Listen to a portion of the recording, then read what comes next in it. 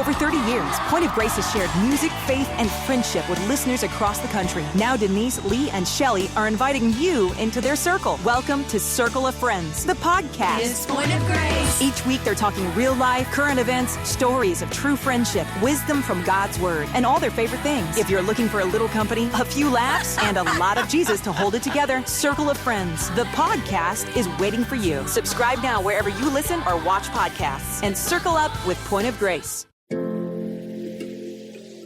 Life Audio. And the pressure's off.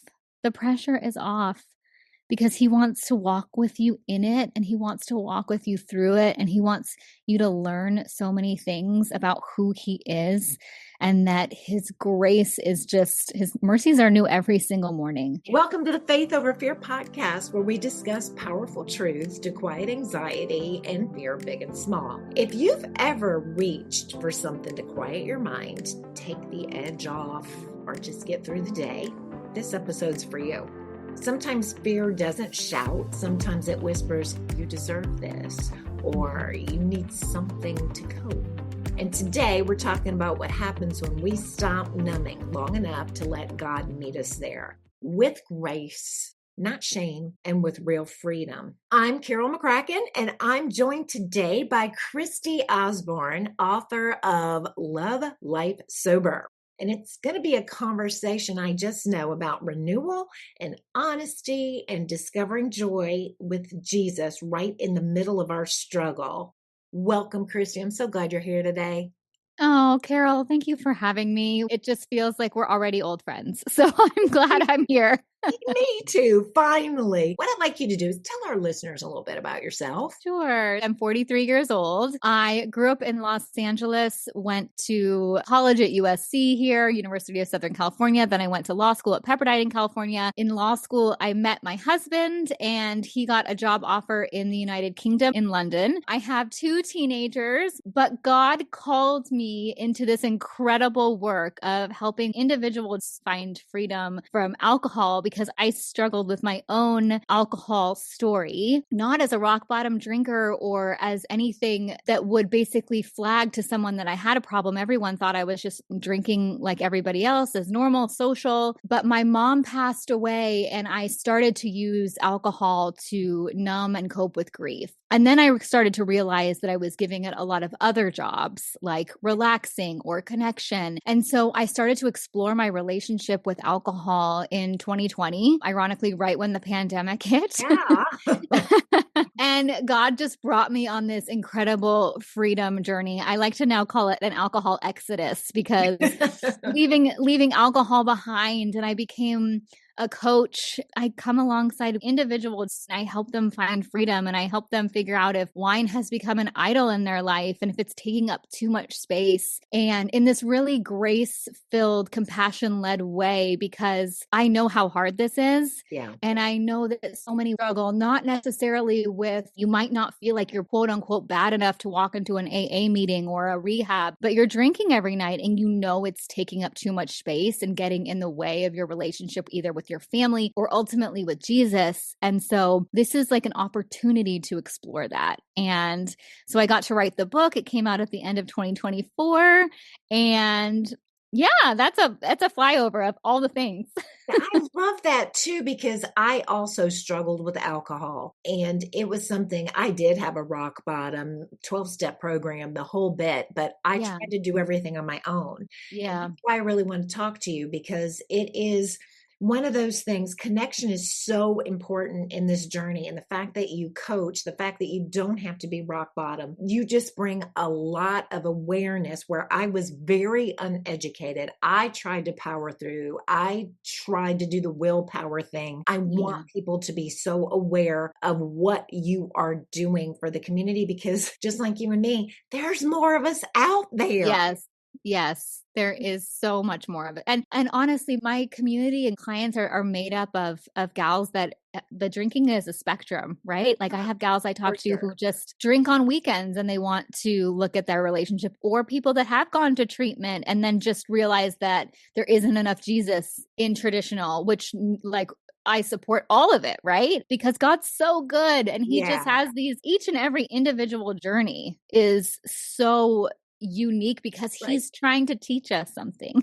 Oh, that's for sure. Yeah, many things he's trying to teach us. Yeah. And if we just listen, as in my case, You and me both. gosh. Well, a lot of our listeners aren't asking, okay, do I drink too much? They're asking, why do I feel so tired, so Right. flat, so maybe disconnected from joy? So Yeah. when you started this journey, I know a lot of it, part of it was grief, but what kind of pain were you really trying to survive? Yeah, so much pain of losing my mom. It was a really complicated relationship there, and she had her own drinking story. And so she had not had anything to drink basically until I was grown up and married. And then she kind of morphed into this person that was heavily reliant on alcohol. Yeah. And then it ended up ultimately causing her to pass away. And so there was layers of that grief, but I was also dealing with postpartum from my second son who was born premature and all of those things that you don't realize that you need to have God help you heal. And the alcohol masks that. It completely masks that. And it is a counterfeit comfort, right? We have Jesus, who is the ultimate one and only true comforter, but alcohol is this counterfeit that feels good in the moment in a very, very short amount of time. But then you wake up and you end up feeling worse because the pain was never dealt with. Right. It was just masked. And so that is what I realized when I took this kind of break from alcohol of not only just, I mean, I knew there was pain, but I didn't know the layers of pain and the things that, I mean, I'm still figuring things out now. Yeah. Right. I'm like, oh, I need to forgive so-and-so for that. Didn't realize that. Right. It sneaks up on you, those Yes. layers, don't they? 100%. Yes. You're honest in your book that alcohol really wasn't the problem. It was Yeah. the solution that you had reached for. So what felt heavier than you could carry? I mean, that's a lot right there. Yeah.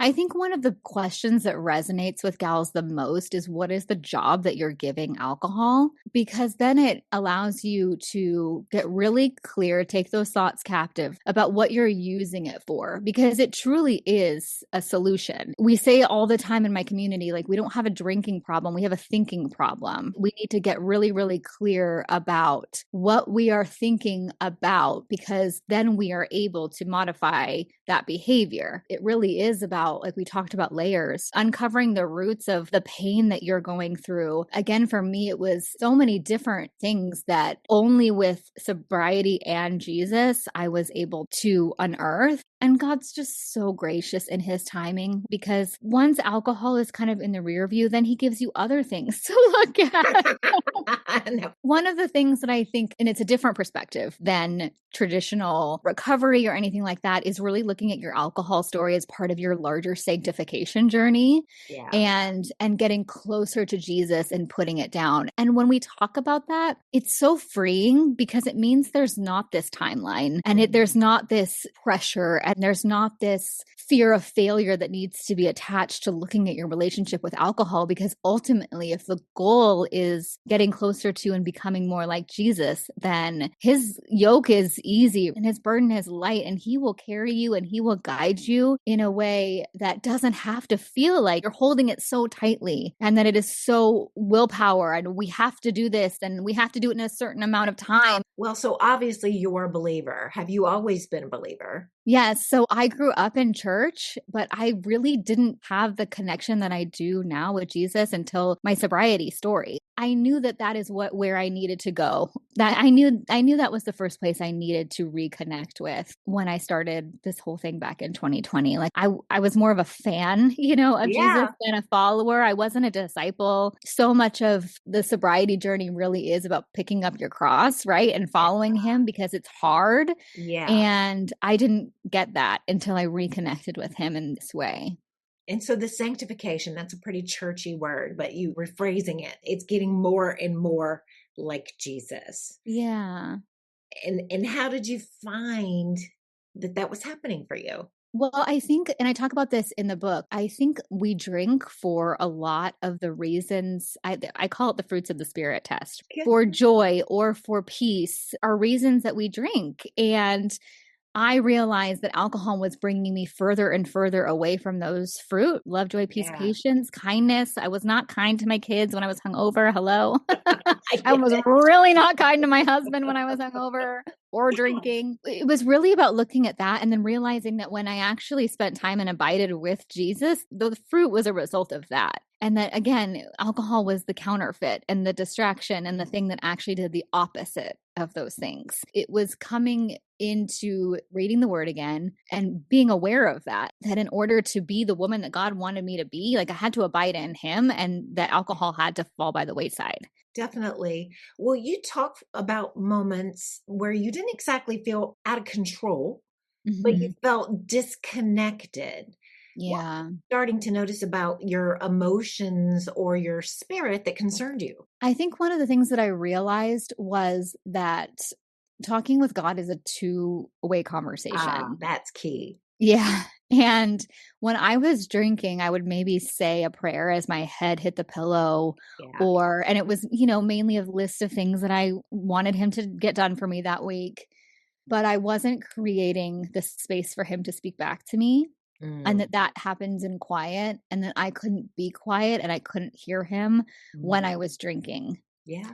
And so that was one of the main things that I realized, okay, if I'm going to follow him, if I'm truly going to follow him and he knows what's best for me, then I have to be able to create that space for him to speak. And again, that was like something that I just could not do with alcohol involved. And it's one of those things too, where so many gals that I've coached, that's a realization that you can hear and listen to somebody else say, right? Right. But when you experience it, you're like, oh, Yes. and it's such a gift.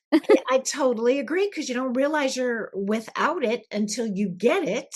And Yes. then you see what's missing. Yes, Because I did exactly. much the same. I've always loved God. He's always been, I can't remember a time that I haven't, but listening to Yeah. him was a different story. Right. And Yes. creating that space exactly like you're talking about. So Yeah. it seems so elementary, Yeah. but it's so key. Was there a specific moment when you were going through this that you thought, okay, something needs to change, not because I'm bad, but because I'm tired? Yeah. I woke up on March 9th, 2020, and we had some friends over. We had been out to lunch. We were drinking kind of all day, but it wasn't anything like completely overblown. Mhm. But it was the morning of the anniversary of my mom's passing, and 2 years on, and I just realized that I couldn't go on like I was. And I was creating this super glossy, pretty Instagram picture life that was not true and was not authentic. And I sat in bed that morning and I was like scrolling through my phone. Like, one of the things I got to do was I got to be a commentator for Harry and Meghan's wedding. And I was like looking at these pictures, but I remember just feeling hungover and broken in all of these photos that I had posted. And it just felt so unreal. And I walked into my bathroom and I looked in the mirror and I said, Jesus, I can't do this anymore. Mm. And I just knew that it meant taking a break from alcohol. I had no idea what he had for me after that. But I just knew that that was the first thing I had to do, that he was calling me to do in order to start really healing. It's phenomenal. It's almost like we needed to have a knock over the head or something like that. Yeah. So Yes. I Yeah. get it. Well, you described alcohol kind of like how I saw it, kind of as to soften the edges of the day. Yes. Yeah. What emotions were you tempted to avoid once you stopped drinking? Oh gosh, that's such a good question. Oh my gosh, so many. Even just trying to think right now of what I'm going through, because I'm going through a tough time right now. And I was telling some of my coaching gals, like, you gals, I am with you on wanting to just hit the eject button. Yeah. I am with you on wanting to escape your body. Yeah.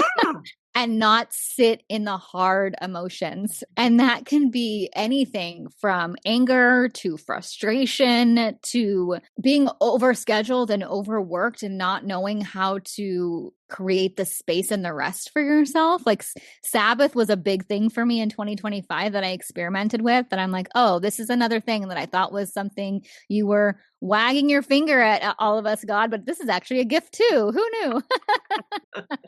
And so all of the emotions, when they get really intense, right? We can want to soften those. Anxiety, thinking about the future tripping, worrying about your kids or your parents or your job, like all of those things. And oh my gosh, control, right? Control. Yeah, me too. We desperately want to control. There are so many times where I think I would be a better God than God, right? Because why is he doing? Yeah, that's a Lisa TerKeurstism, right? Like I think I could do a lot better job than you are right now, right? And it's so not true. We're so limited and we don't know. But Right. I don't recall at any point God saying, Carol, I need your help over here. Right. Well, the emotion thing, I just, sometimes it's just, I think I try to avoid them. And you write candidly about grief and loss during the fast that you took. What surprised you most about what came up, like when the numbing was gone? I think what surprised me the most was that God was there, which I know sounds like a cheesy, like stock answer, but he really showed up for me. Yeah. And I hear that too a lot from gals of, oh, he actually was here all along. That idea of him really, truly pursuing us, knowing how many times it's going to take to have us finally listen to him and him not giving up, no matter how long it takes. And that we are this work in process, and the refiner's fire is so hot some days, but he's with us in it. We're not alone. And he's not surprised by any of this. So many gals I talk to, and I'm sure you do too, are like, they have this perception that God loves everybody else and forgives everybody else but them because their story is too bad. In order to overcome that, you just got to get to know him by reading his word. You just have to know that the Bible is full of people that are screw ups. That's it. That's the whole book. Seriously. Yeah. So why should we escape that? Right. You know? Yes. Just the shame and all of that we cover ourselves in. I've lived it. And I can tell people, he's there for you. He's there for you. And I didn't realize I was falling in the trap either of, but you were kind of bad. You're a Bible study teacher. Yes. Oh my gosh. I hear that so often. It's just very uncomfortable, you know? Right. It's like, he loves you too, Carol. No matter what you did, now you've got to live what you're trying to teach other people. And I see that in you, in the book that you've written. Yeah. Even us. Even us.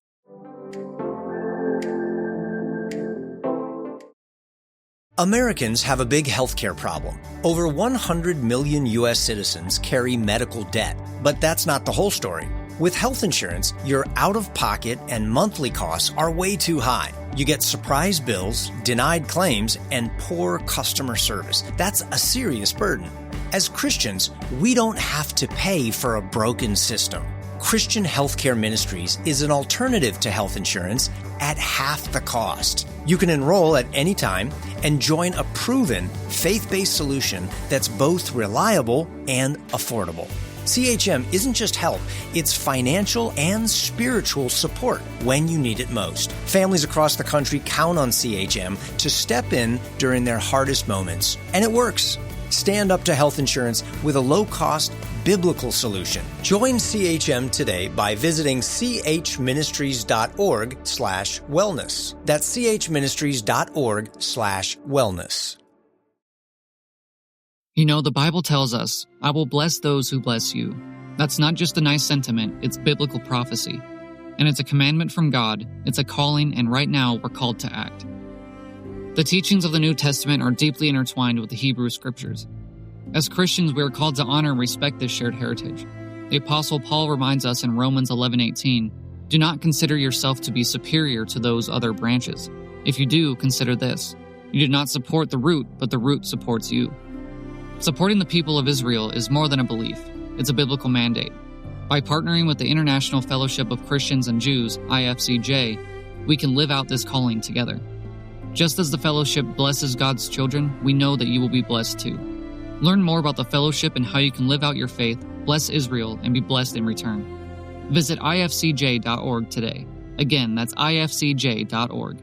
Be the blessing, live the word, answer the call.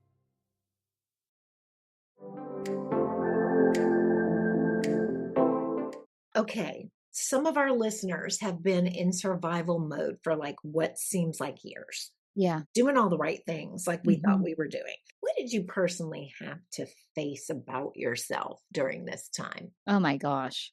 So many things. I had to face a lot of the things that was sin, right? That happened actually when I was drinking. Unkindness that I had been to my husband, for example. There was a lot of things that I was not proud of, not being present. That's one of those things that feels heavy, I think, for a while after you find freedom from alcohol, is not being present, especially if you have littler kids or even any kids of any ages. Forgiving yourself for that, not getting wrapped up in the shame around that, like we were just talking about. But then also so many things that once alcohol's in the rearview mirror, like there are so many other things I have to work on. I'm so impatient.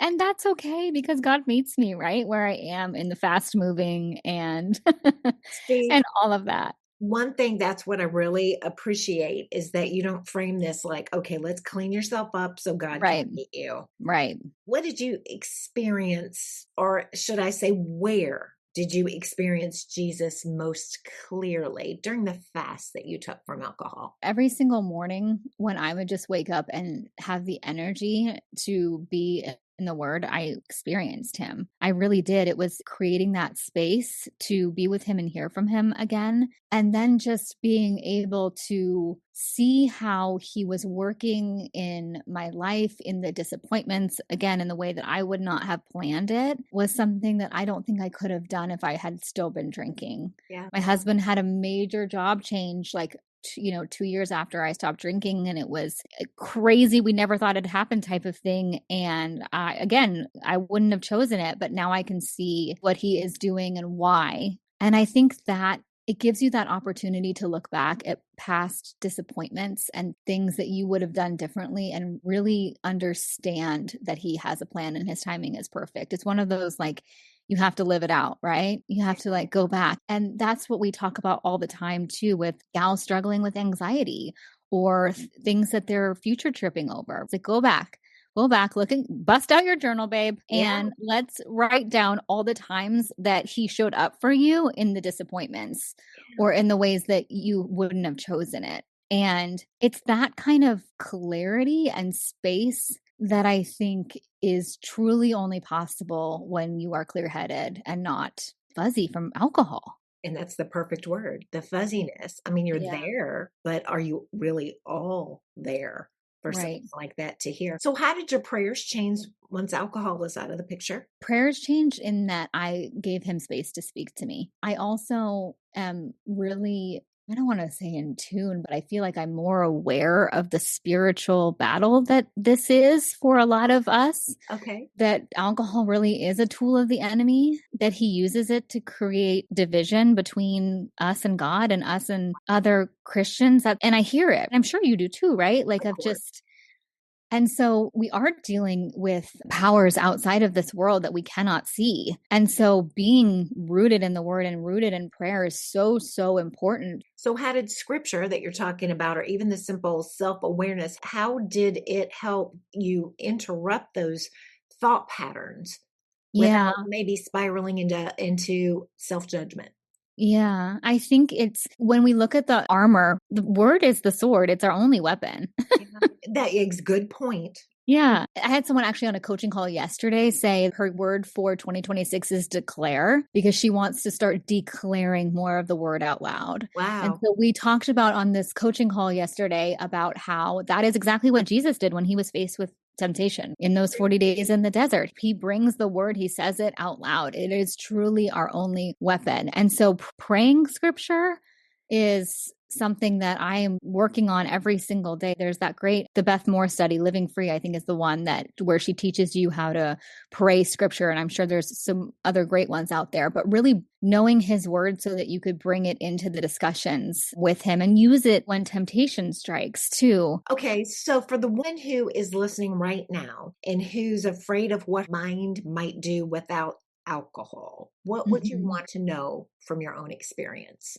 Yeah, that being present to your thoughts is something that I'd never ever done before starting this work. I never stopped to think about my thinking. I did not know that the battlefield was in the mind. And so just give yourself so much grace to pay attention to what is going on up there, and that everything that you think is not necessarily true, and everything that you feel is not necessarily fact. It's getting really, really clear, pulling things out, uprooting things about why you may or may not like to drink, who God is, who you are. We don't ever stop to really think about these things in a clear context. And so I would just say, give yourself so much grace, and that there's probably a lot of spiraling thoughts going on up there. And it is okay if it feels super spirally, but to talk them out or write them down, just begin to pay really close attention to your thoughts. Like that's very much the basis of the book when it comes to an alcohol freedom story, is pay attention to your craving voice and let's see if that's true or not. But the cool thing about an alcohol exodus is when it teaches you to pay attention to your alcohol craving voice, it also teaches you to pay attention to your thoughts about everything else. And so you can start to get really, really clear, as Paul tells us, takes our thoughts captive and hold them up to the light of truth. Yeah. But it's a process and it's a daily practice. But it's funny because I think this ends up being a gift from God, right? Because it's a really tangible way of teaching us how to take our thoughts captive, I think, when you're dealing with alcohol voices. Good point. So we are in a period of time where a lot of people do like a dry January. Mm-hmm. And here we are in January at the time of this recording. What are your thoughts? And where I'm coming at it is I tried them before and I worked with willpower. Yeah. And willpower is not necessarily the correct way to go about doing it. Right. Because this is the thing. We have a finite amount of willpower. It's why diets don't work. It's why instead of focusing on behavior change, we have to focus on taking our thoughts captive again and changing the way that we look at what alcohol is or is not doing for us. This is a lifelong journey, not necessarily with alcohol, but with everything, is again to get clear about what we're thinking. And so the 40-day fast is different in that it's not a willpower challenge of white knuckle your way through 40 days and prove to yourself that you don't have a drinking problem. We're getting under the hood.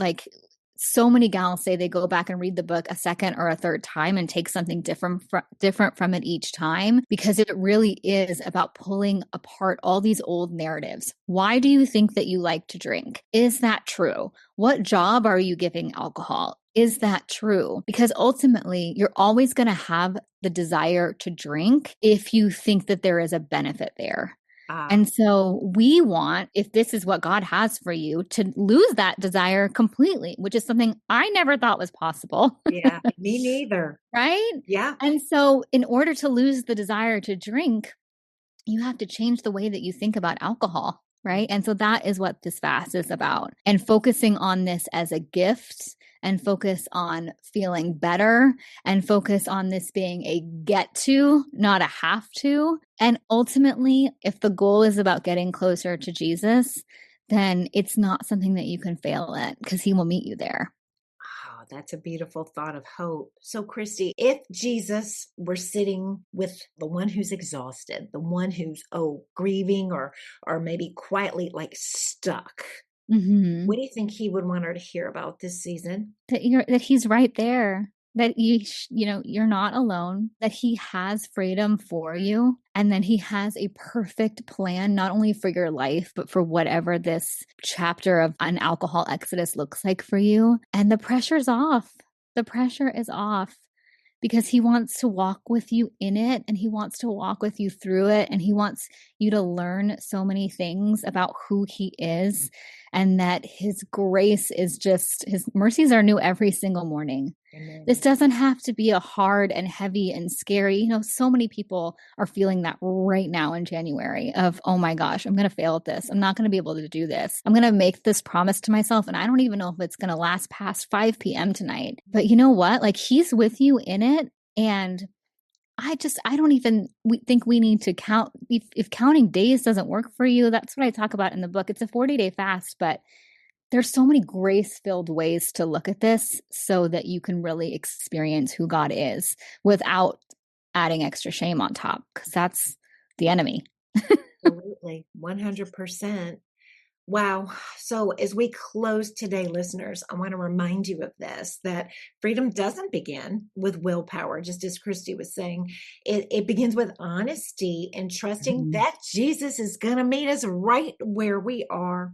Yeah. Christy, thank you for sharing your story and your faith so openly. Your words are a reminder that joy is something God restores. It's not something that we have to force. Yes.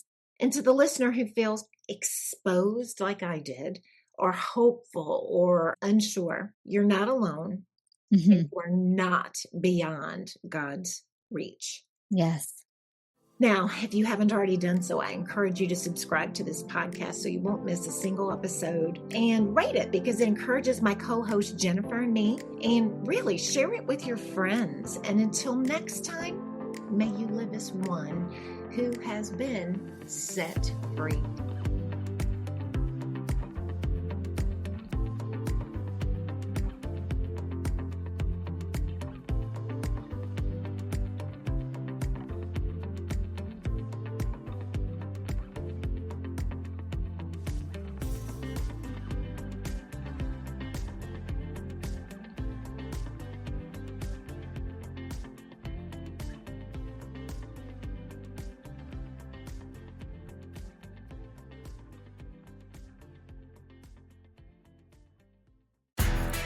If you're the purchasing manager at a manufacturing plant, you know having a trusted partner makes all the difference. That's why, hands down, you count on Grainger for auto reordering. With on-time restocks, your team will have the cut-resistant gloves they need at the start of their shift. And you can end your day knowing they've got safety well in hand.